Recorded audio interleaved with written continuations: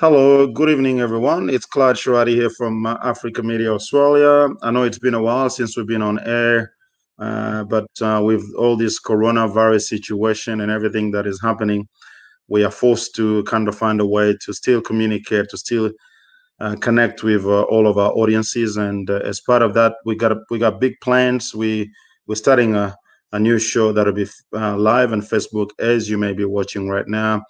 That will be talking about business and entrepreneurship within African Australian communities. I think it's very important for us to not just talk about our culture, our identity, and all that sort of thing. We also need to talk about things that are important, including business.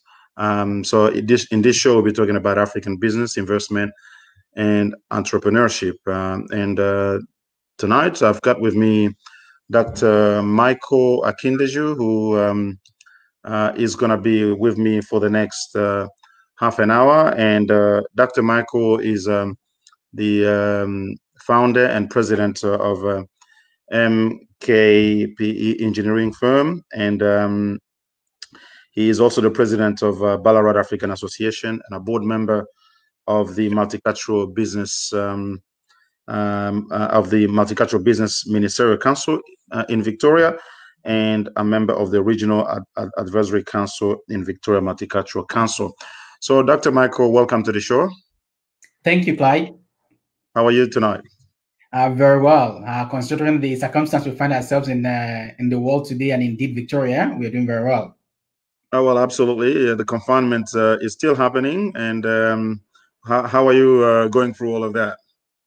Well, we abide by the civil requirements of staying safe, staying at home.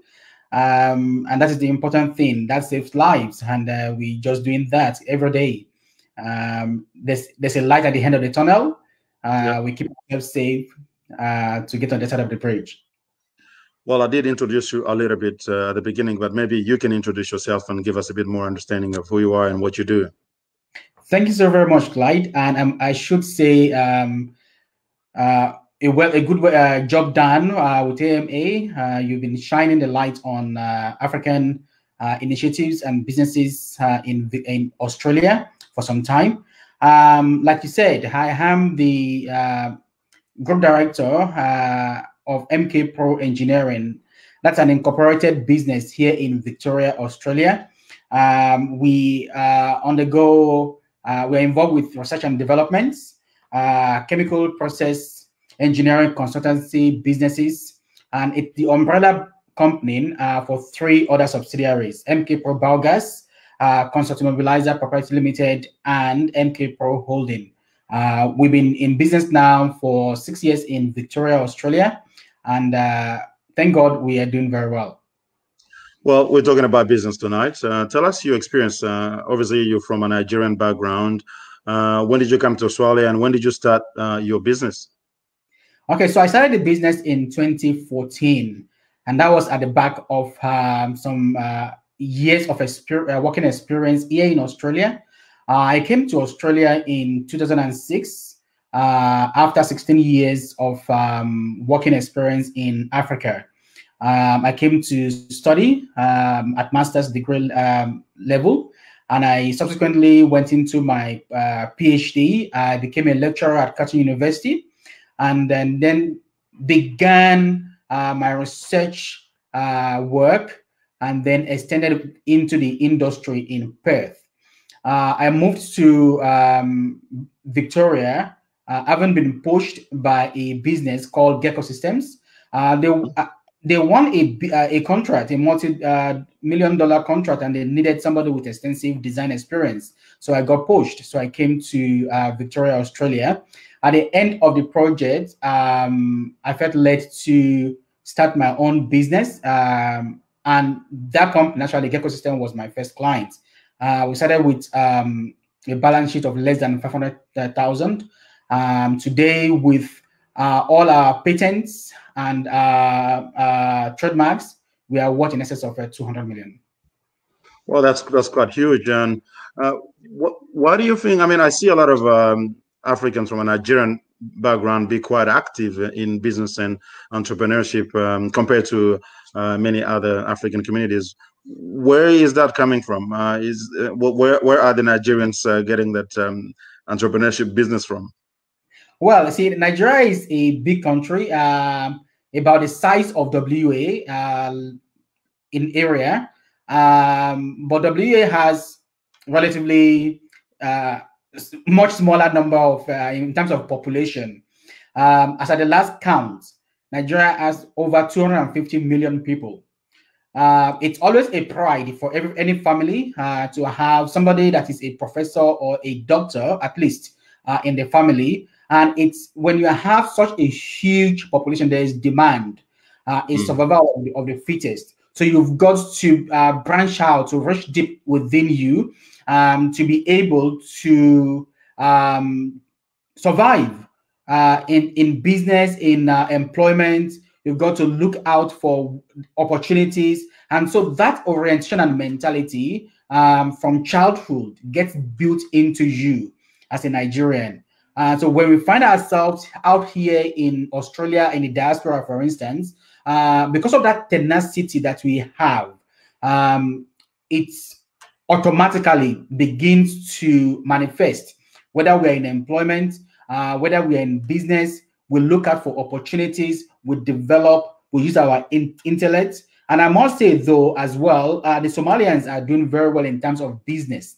The Somali community is another community in Victoria and around the world that I see have such tenacious tendencies. They go into businesses, microfinance, micro businesses. So that is where that is coming from. Absolutely. You're right there when you say that Somali community is another group that is quite entrepreneurial. I mean, we're starting to see that in many communities, which is good. Even the Ethiopian community, I know that the Somali and the Ethiopian communities here have been in Australia for much longer than some other communities. And you see restaurants, you see other services, other business offering a number of services, and that is growing. But do you think we are doing enough in terms of capturing the opportunities that are offered by Australia and use them in business and entrepreneurship? Unfortunately not. Even though we have a lot of business outlets, we are not capturing the all the opportunities that exist. I'll give you an example. A business venture in Australia, say in Footscray, in Melbourne area, would be operating, but the way they've been established, they are not established in a way to tap into the Chamber of Commerce, into the Small Business Victoria, and as such, over a couple of years, you find that they are regressing in terms of growth, or they are stagnating. They probably lack information on ATO, the taxation office requirements. So if African businesses in general were to be established with a long-term view in mind, you'll find that businesses will grow. A typical example in mind is that people don't actually have business plans. They don't have strategies to guide them into the future. They just operating. They just launch into business and they just operating. And when the rough time comes, the tendency is there that because you don't have a plan, you will fall through the cracks. That's another thing as well. You see a lot of Africans establish small businesses, but they don't seem to go very far. It's just kind of survives for a few years if you're lucky, and then it dies off. They don't seem to be going to that next level. Why do you think that is taking place? Why aren't they able to reach that next to shift to that next level where the business expands and becomes even more successful? Like I said earlier, you hardly find any business that actively plans to fail. But what we have seen over the years is that people fail to actively plan. And trouble times will come. When for any new business, you'll find that the first 2 years are the most troublesome. when you don't have a good business plan, that a blueprint to success, you find that when troubles come, you wither. And coming with the problem, with the challenges in business area, will be the strenuous with the strenuous financial cash flow that ultimately indicate or signal the demise of that business. In Australia, it is said that in the first 3 years of launching out into business, about 73% of businesses, small businesses, actually die off. And that is largely because there is no blueprint in form of an adequate business plan. Okay, business plan is one thing. I also think there's a lot of marketing that is not done properly. You don't seem to see African businesses do serious marketing for their businesses, and they die off very quickly. What can you share about that? Marketing in these days is so there is you are right there. People don't do sufficient marketing, or they're not really tapping into the required markets. As a component of having a good business plan, you would have done an analysis of the market segment, the market share, and how they actually tap into those market areas. Now, if the business owner has actually done a thorough work and a good analysis before launching into business, before actually spending any money, it will be a lot easier to identify the marketing opportunities. For instance, on AMA, for instance, partnering with local communities, with the police, for instance, sponsoring an event.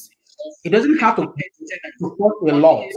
It could be peanuts, but those exposures, they matter a lot. They are very, very important in actually selling the products the business is offering. That's very good. Now, you have been appointed as a member of the Multicultural Business Council. Tell us what that does and how that can help African communities to, especially entrepreneurs and small business owners, to do better in terms of their business activities.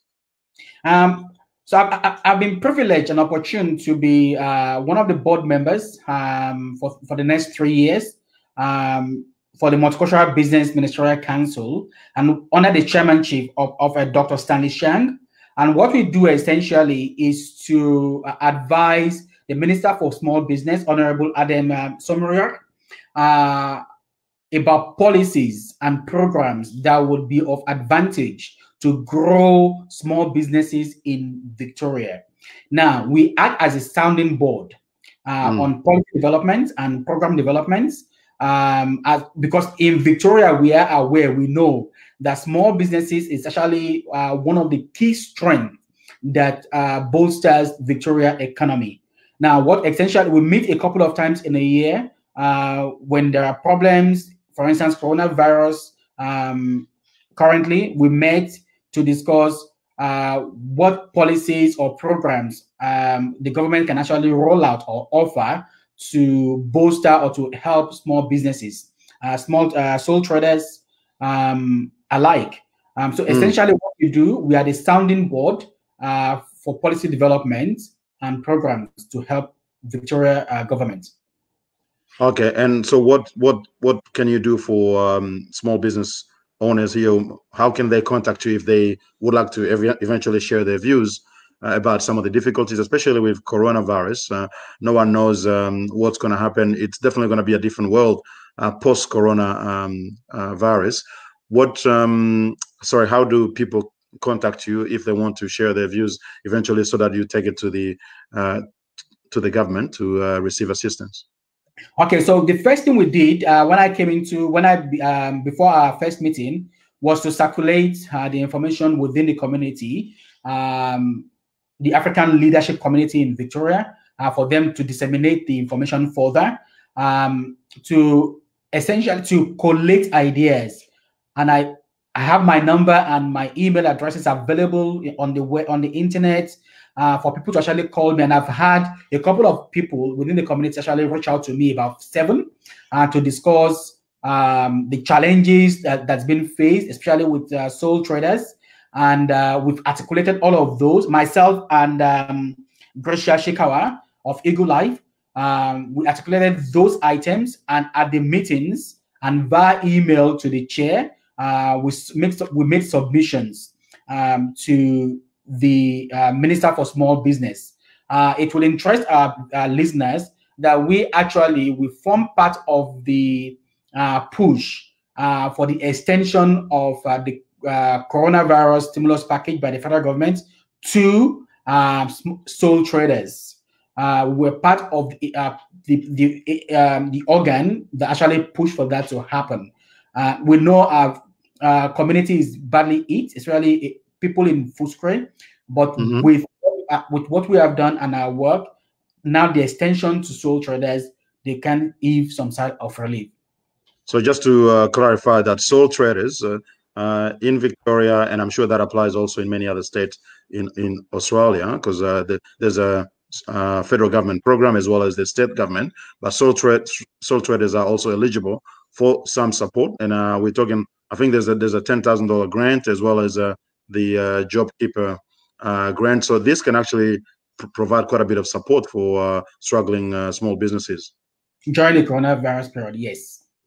For sole traders, if because they're not employing anybody, they are eligible for the job seeker if they have a significant reduction in trading. About 30%. I think, is it 20 or 30%? 30%. So there are tiers, so they can apply for the job seeker support from the government. But if they are still operating and they do their returns, BAS return, there are some other support that the government has offered.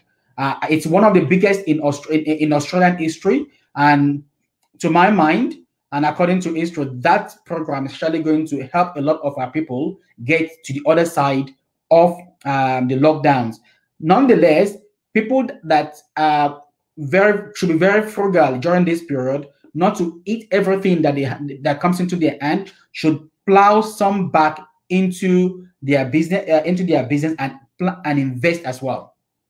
Let me just remind those who are watching us that we're going to be taking questions from you guys. So if you have questions, please put your questions in the comment. And it's also possible, even for some of you, to share your view on video. If you're interested, if you want to make a point, we can send you a link and we can bring you in the studio to make a comment if you want to. But certainly you can put your question in the comment space, and we'll throw some of those questions to Dr. Michael. For example, Dr. William Abur is asking, what business are you running, Dr. Michael? Well, he may not have been here when we started the show because you talked about it, but quickly, just remind us what business you do. Okay, so I'm a chemical engineer, and so I have a chemical process engineering consultancy business company, and that is the holding company to 3 other subsidiaries. We are into research and development, and then we have as of today 6 patents to our name and 6 trademarks. So we are the parent company to MK Pro Biogas, Consult Immobilizer Proprietary Limited, that does a number of vehicular automation products, and then we have MK Pro Holding. So in a nutshell, the group. It's an engineering company. All right. Somebody mentions here that when we talk about African businesses, the community is not supportive sufficiently of the small business owners. Do you share that view? I don't share that view, although I should say there's always a stereotype attention or that we get from people generally. But in terms of support, the problem is that our people, our community, are not sufficiently aware of the programs that are available, the support that the government is actually providing.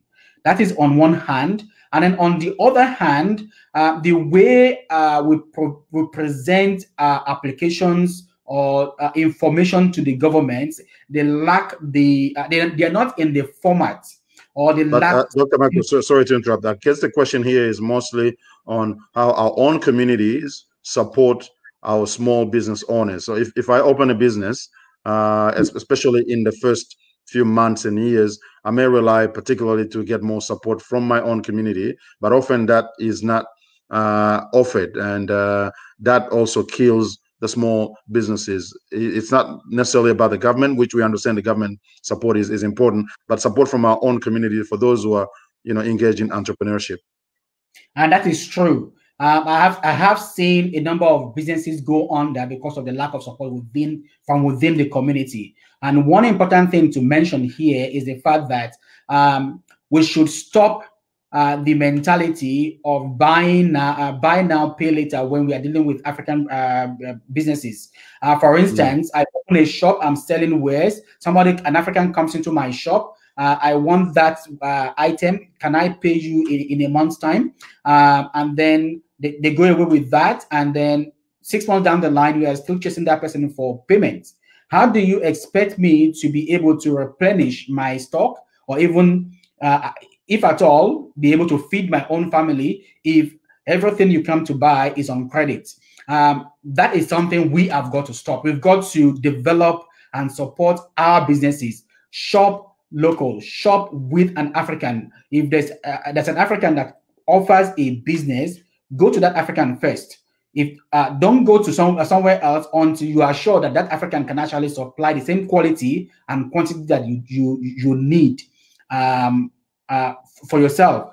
On the other hand, our people should offer businesses to standard that would compare and compete anywhere in the world.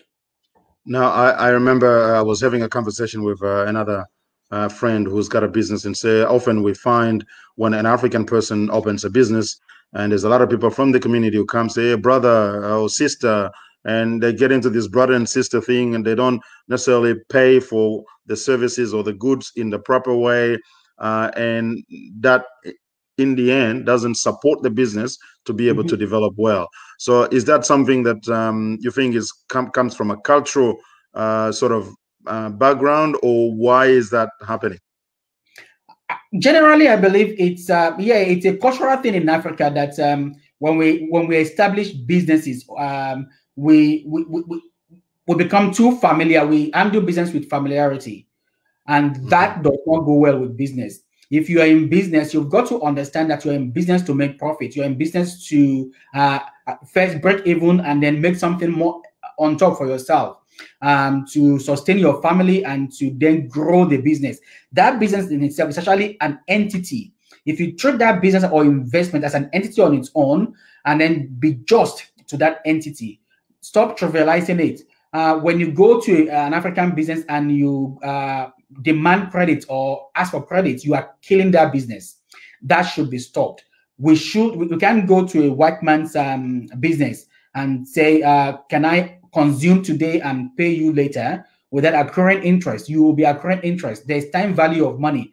If I'm offering you a gift, a good today, and you are paying me in 6 months' time, I've lost. Even if you pay me in full, I've lost value for over the period of time, and that has to stop within our community. But how do you balance then the need? When you open a business, you obviously want to see the community come and obviously buy the goods or the services that you are offering, and you want to be able to build relationship with people, but then at the same time you still want to function as a proper business and make money. But it's usually a tricky balance, because if you're too harsh, then the community says, oh, you did, this guy doesn't care about us and all that sort of thing. And then if you're too lenient, you end up sinking. And that's correct. I think it's a paradigm shift that all Africans need to understand. We'll be friendly, we'll be cautious, we'll be inviting, but at the end of the day, that business needs to thrive. We'll employ our community members, but if we do our businesses, our trades on credit, and we don't factor the fact that, okay, even if it's on credit, it has to accrue interest. It has to have some terms and conditions that has to be respected and obeyed. If those are not fulfilled, that business will sink. If as a community we have that paradigm shift, then we can begin to develop and boost a local African economy. What do you think is the link between within culture as a whole and entrepreneurship culture? Do you think there is a link between those two? There is a link, but the link is very subtle. Entrepreneurial culture, like I said, being a Nigerian, I am entrepreneurial ordinarily. Even when I'm in other people's employment, I always seek ways of improving, of adapting, of automating things. So it's a culture that is that I brought from Africa. It's part of my upbringing.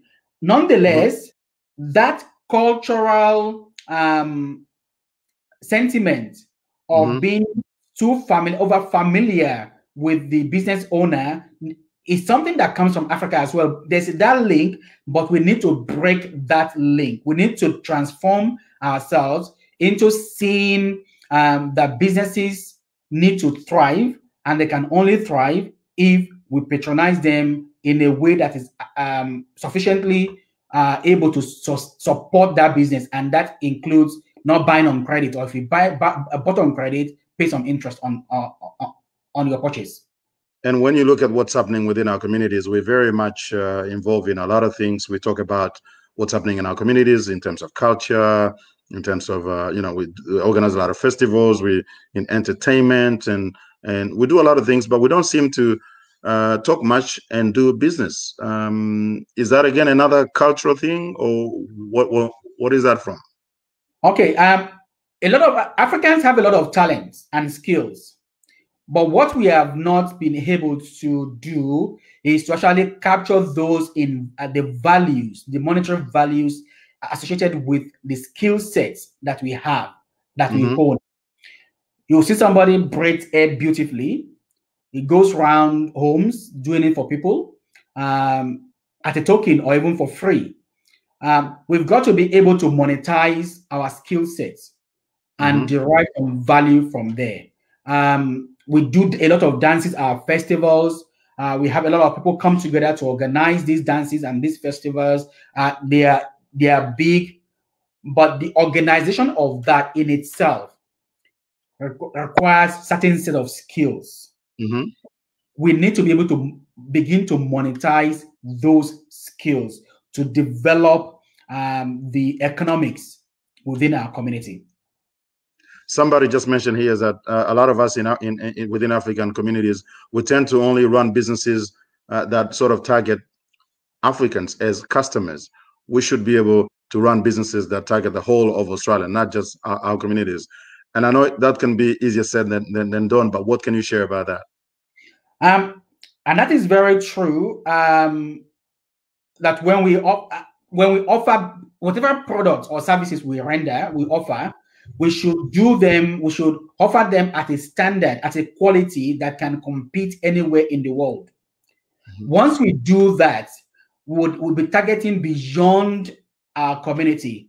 Now, at the moment, when you see people offer products that cannot compete with other products in terms of quality and quantity and speed to market, then they begin to appeal to just the African community, because we all have that paradigm that, okay, maybe it's substandard, but that is adequate for my community. But once we step to the next level and begin to operate at a quality level, at a standard that is beyond just community, local level, that can compete anywhere in the world, then others within the community will actually begin to patronize it. There will be an appeal. There will be that appeal to others, and we can widen our net, our sale market share. Let's talk a little bit about our role as a diaspora in the development of Africa. Africa's future heavily relies on the diaspora. We have the skills, we have the connections, we have the resources and a bit of money to help boost the economy in Africa. Are we doing that sufficiently, other than sending remittances? No, we are not. And the problem is both structural, economics back in Africa, and what people have experienced before coming out. Unfortunately, though, the future of Africa depends largely on what we can do as professionals outside of in the diaspora can actually go back and reform our motherland. There has to be a balance where there will be a shift in power and economics, and the structural there will be structural adjustment back at home for us to actually to fit back into the systems that are there.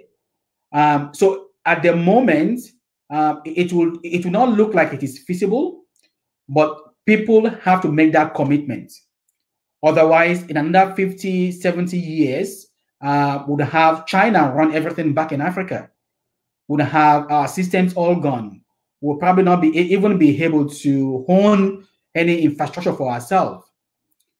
So what should we do? What should we do to increase that commitment from the diaspora to not only change what needs to be changed in order to facilitate the flow of money and investment that the diaspora can bring into Africa, besides the knowledge and expertise? For instance, myself, I'm beginning to export knowledge back to Nigeria. I link up with top government officials where possible to export knowledge. And the more people that do such things, the more we contribute, the more we speak back to people back at home, not just our families, but people in government. We make them see the need for this shift and this change. The more they will be receptive to changing the dynamics in government and economics. Through the United African Union, through government parastatals, we need to actively seek, not just send money back home, but actually actively seek to speak with them and make necessary inputs. I had a discussion not so long ago with many friends on Facebook, because I was commenting on the fact that a lot of us are very much active in the politics of the country that we were born, and there's a lot of Facebook and social media activity on the politics, but that's where we kind of stop when it comes to what can we do to try and improve things there. I know African politics is very complicated. It's not going to be changing overnight, but is economic power a lever that we can use to try to change things in Africa, in a sense that if we develop more businesses and we're giving more people, income, and we kind of increasing the pool of the middle class, and that middle class can then push for political change. Yeah, that would be the in theory that would work. I like the case study of Ghana. Ghana about 20 years ago was where most other African countries are today, but they radically changed their political system, their elites. They changed who was in leadership. They changed things around, and today Ghana's currency is one of the best in Africa. They had a year of going back home very recently, last year, and you hear a lot of things coming out of Ghana today, and that's because they took the pain to actually transform themselves. And from where they were about 20, 25 years ago to where they are today, there is a requirement for other African nations to actually do that as well. Except there is that transformation, that move. Gone are the days when where only the people of the 1950s, 1960s clubs should be heading or should be leading the government. For instance, in Nigeria, there need to be a move, a transition from being people in the middle class up into the political status as well. Until then, yep, go ahead. Until then, we must have a shift that we seek or desire in Africa. And do you think the political elite in Africa, or the political leadership, is doing enough to try to capture the interest from the diaspora to go and invest in Africa? Because I think one of the things is that there are many people in the diaspora would want to go and invest in Africa, but they don't necessarily want to return and live there at least for quite some time. So if there was a structure that enables channels investment and provide a bit of a confidence, then that would make things easier. Do you think African countries are doing enough to capture that interest from the diaspora to invest and contribute to the development of Africa? The African Union is doing something, but individual countries, except a few, are not actually doing what out in my mind will be called sufficient, even at minimal level. For instance, I am aware that the African Union, when they visited Australia in 2015, that was the birth of the PADN, but I think. yes, but that's been the end. That's been beyond that. I've not seen a lot of progress. There's been a lot of talk as to the structure of what needs to happen, but there's not been a lot of actions. I'm aware that very recently as well, last year or two, Dr. Mimi went to visited a number of countries in Africa, trying to influence the importation of knowledge that is within the diaspora back to Africa. But beyond all of those actions, I've not seen a lot of other things happening. There has to be the political will. There has to be the economic will to actually import knowledge, import technocrats and bureaucrats back into Africa for those to actually gain ground. Otherwise, we'll just be lip talking the development of Africa from the people in diaspora. Coronavirus has shown us a good example. The first thing some African leaders did was to go invite Chinese doctors from Cuba to go back into Africa to go and help. When there are qualified, highly ranked doctors that are those countries that can actually help. So we've got to have that paradigm shift and stop lip talking the need and the desire to actually develop our countries, especially from our leaders. All right, Dr. Michael, I know I've held you for the last 30 minutes or so. I don't want to take any more of your time. It's obviously a very important topic. There's a lot to talk about. Business and entrepreneurship and investment, all that goes into economic power. And I think it's important for us in our community to invest a bit more time in this area. And I know challenges will always be there, especially post-corona. Things will be tough for quite a little while. But it's important for us as Africans to not just defend our culture, promote our culture and everything else. We need to build economic power. And that not only is good for ourselves, but it also going to help communities back home in our respective countries. And it also contribute to the development of the communities, of the country where we are here in Australia. We will be holding many more of such conversations.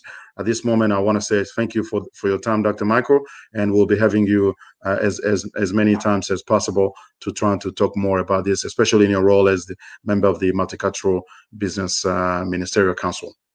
Thank you very much. Thank you very much, Clyde. No worries. Thank you. All right.